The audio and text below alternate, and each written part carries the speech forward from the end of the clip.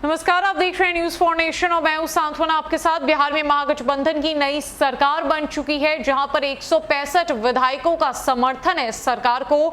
नीतीश कुमार ने बतौर मुख्यमंत्री 8वीं बार शपथ लिया है, तो वहीं तेजस्वी यादव बिहार के उप मुख्यमंत्री चुने गए हैं। अब ऐसे में अगर कांग्रेस की बात की जाए तो कांग्रेस पहले तक तैयार थी कि जैसे ही सरकार बनेगी, कैबिनेट का विस्तार होगा, उन्हें जो भी मंत्री पद दिया जाएगा, जो भी विभाग दिया जाएगा, उसके लिए वो हामी भर देगी, वो उसके लिए तैयार है। मंजूरी दी थी कांग्रेस ने, लेकिन जैसे ही बिहार में महागठबंधन की सरकार बनी है, कैबिनेट विस्तार पर विचार विमर्श होना शुरू हो चुका है। लिस्ट जो है वो फाइनल स्टेप पर है। तो इसी कड़ी में कांग्रेस जो है अब एक के बाद एक मांगे सरकार के सामने रख रही है, और कांग्रेस की नई मांग जो है वो कांग्रेस के वरिष्ठ नेता कांग्रेस के पूर्व अध्यक्ष अनिल शर्मा की तरफ से की गई है, जहां पर उन्होंने सरकार से अपील की है कि बिहार में जातीय समीकरण एक अहम जो है वो अहम कड़ी है, और जातीय समीकरण को हमेशा से ध्यान में रखना चाहिए। और इतना ही नहीं,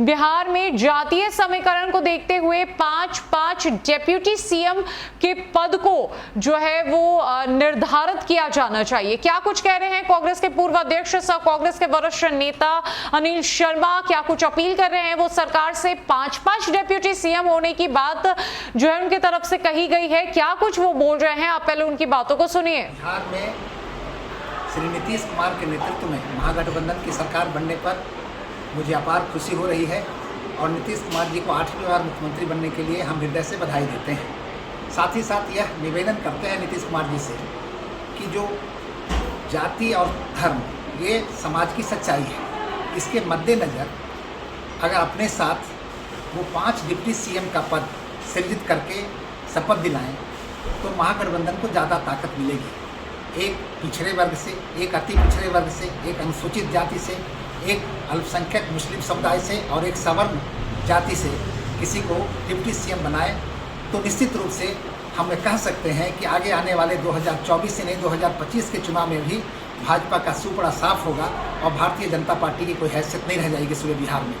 अभी इसी तरह की जातीय समीकरण को साधने की कोशिश आंध्र प्रदेश में भी किया है, और वहाँ पर तो 5-5 डिप्टी सीएम ऑलरेडी काम कर रहे हैं। इसलिए मेरा निवेदन है नीतीश कुमार जी से कि राजनीतिक परिस्थितियों का ध्यान रखते हुए इस तरह से करें तो ये अच्छा फैसला होगा, सराहनीय फैसला होगा, और समाज में सामाजिक समरसता को बिहार में मजबूत करने में मदद मिलेगी। दरअसल नई सरकार में नीतीश कुमार ने मुख्यमंत्री और तेजस्वी यादव ने उप मुख्यमंत्री पद की शपथ ले ली है। मंत्रिमंडल का विस्तार होना बाकी है। कांग्रेस एक दिन पहले तक इसके लिए तैयार थी कि जो भी मंत्री पद मिलेगा मंजूर होगा। अब कांग्रेस के वरिष्ठ नेता और पूर्व कांग्रेस अध्यक्ष अनिल शर्मा ने महागठबंधन की सरकार बनने पर नीतीश कुमार को बधाई दी है। साथ ही कहा है कि बिहार में जाति और धर्म समाज की सच्चाई है, इसके मद्देनजर 5 उप मुख्यमंत्री का पद बनाया जाए और शपथ दिलाए तो महागठबंधन को ज्यादा ताकत मिलेगी।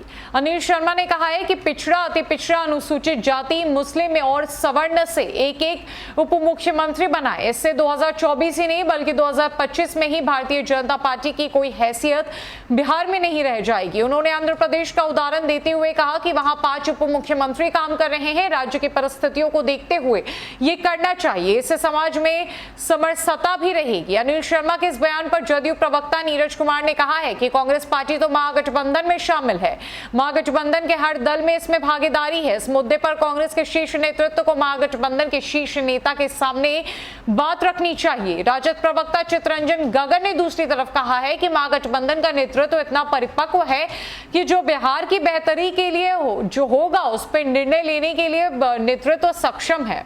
कांग्रेस लगातार मांग पे मांग की जा रही है, जहां एक तरफ कांग्रेस पार्टी के एकमात्र यादव विधायक छत्रपति यादव ने यह मांग कर दी कि उन्हें मंत्रिमंडल में शामिल सिर्फ इसलिए करना चाहिए क्योंकि वो पिछड़े जाति से आते हैं, वो यादव जाति से आते हैं, तो इसका एक अहम असर पड़ेगा बिहार में। तो वहीं दूसरी तरफ अब कांग्रेस के पूर्व अध्यक्ष अनिल शर्मा ये कह रहे हैं कि बिहार में 5-5 डेप्यूटी चीफ मिनिस्टर होने चाहिए। हालांकि महागठबंधन की तरफ से कोई प्रतिक्रिया सामने नहीं आई है। राजद और जदयू के स्पोक्स पर्सन ने यह कहा है कि नेतृत्व का जो फैसला होगा उसे सराखों पे रखा जाएगा और नेतृत्व जो फैसला लेगी वो बिहार की बेहतरी के लिए होगी। देखना यह है कि क्या सचमुच बिहार में 5 डिप्टी सीएम बनाए जाएंगे, क्योंकि तेजस्वी यादव को ये बिल्कुल नागवार होगा कि उनका पद बटे या फिर उनके पद के बराबर कोई और व्यक्ति जो है वो बिहार की सत्ता संभाले। तेजस्वी यादव ने इतने समय से संघर्ष किया है,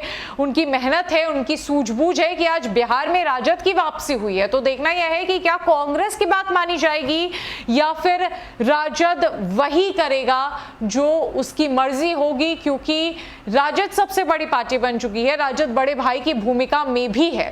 फिलहाल के लिए इस अपडेट में इतना ही। नमस्कार।